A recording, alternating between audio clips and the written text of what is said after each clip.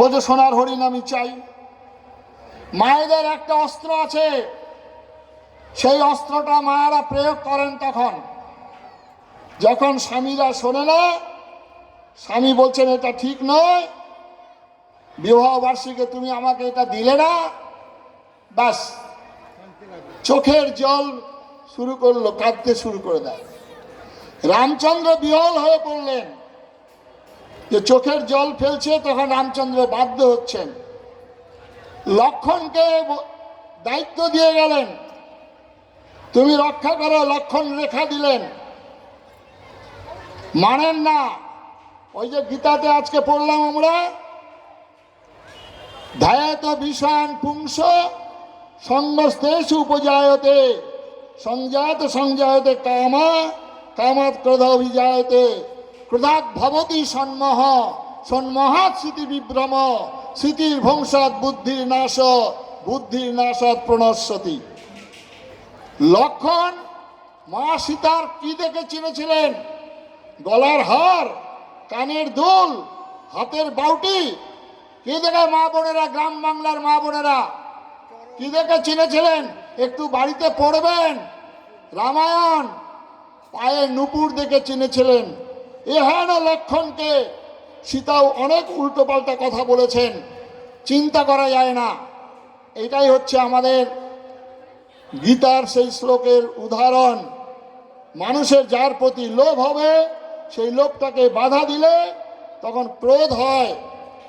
তাহলে আপনারা বুঝতে পারছেন, লোভকে কমাতে হবে, তাহলে আয়ের সঙ্গে ব্যয়ের সঙ্গতি রাখতে পারবেন। এরপরে অ্যাডজাস্টমেন্টটা স্বামীজি কি? মানিয়ে চলা, মানিয়ে নেওয়া। মহাভারতে ভগবান কৃষ্ণ গেলেন কুরুক্ষেত্রের যুদ্ধের প্রারম্ভে, দুর্যোধনকে বলছেন এরা তোমার ভাই হয়।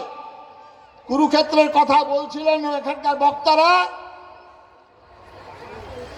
সেখানে দু ভাইয়ের মধ্যে লড়াই, পাণ্ডব আর কৌরব, এই নিয়ে গীতাটা সৃষ্টি হয়েছে।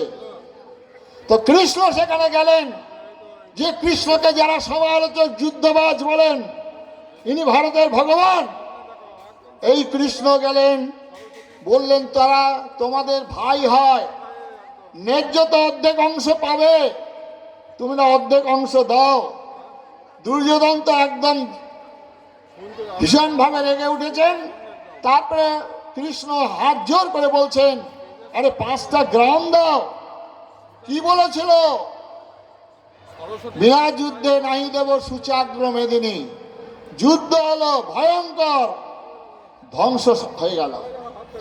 সেই জন্য প্রত্যেককে অ্যাডজাস্টমেন্ট করবেন, স্বামী স্ত্রী ছেলে মেয়ে বন্ধু বান্ধব, বাসে ট্রেনে, যে যত অ্যাডজাস্টমেন্ট করতে পারবেন সে তত শান্তিতে থাকতে পারবেন।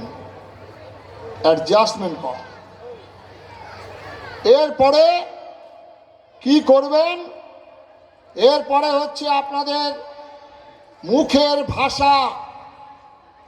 মুখের ভাষার পরিবর্তন। সাধু বাবা কি বলছেন? সবাইকে আমরা হিন্দিতে কথা বলবো, সবাইকে ইংরেজিতে কথা বলতে হবে না। মুখের ভাষা, সত্য কথা রুষ্ট হলে উল্টা পানে ধায়, এমনভাবে কইবি কথা যেন লেগে থাকে গায়ে। আজকে গীতা পাঠের অনুষ্ঠানে নিশ্চয়ই আজকে মহাভারতের কথা, সেখানে মহাভারত কুরুক্ষেত্রের যুদ্ধের জন্য দায়ী কে?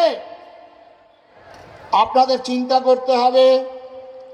সেদিন দ্রৌপদী যুদ্ধের শেষে সেই ময়দানে গিয়ে কাঁদছেন, দেখছেন যে চিল শকুন কুকুর বিড়াল শিয়াল ঘুরে ঘুরে মানুষের দেহগুলো ছিঁড়ে ছিঁড়ে খাচ্ছে।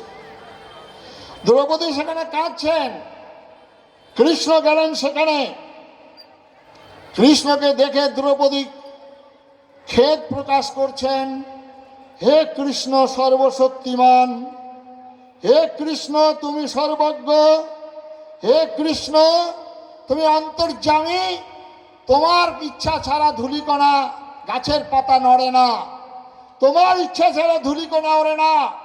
হে কৃষ্ণ, তুমি যদি ইচ্ছা করতে তাহলে এই যুদ্ধটাকে বন্ধ করতে পারতে। তাহলে এইরকম ক্ষয়ক্ষতি, মায়েরা কাঁদছেন, বোনেরা কাঁদছেন, হাহাকার। মায়েরা কাঁদছেন সন্তান হারা হয়ে, বোনেরা কাঁদছেন স্বামী হারা হয়ে। কিছুক্ষণ কৃষ্ণ শুনলেন, শোনার পরে তখন ধীরভাবে বলছেন, এই কুরুক্ষেত্রের যুদ্ধের জন্য দায়ী দ্রৌপদী তুমি। আপনারা অবাক হচ্ছেন যে সাধু বাবা কি কথা শোনাচ্ছেন, শুনে নিন।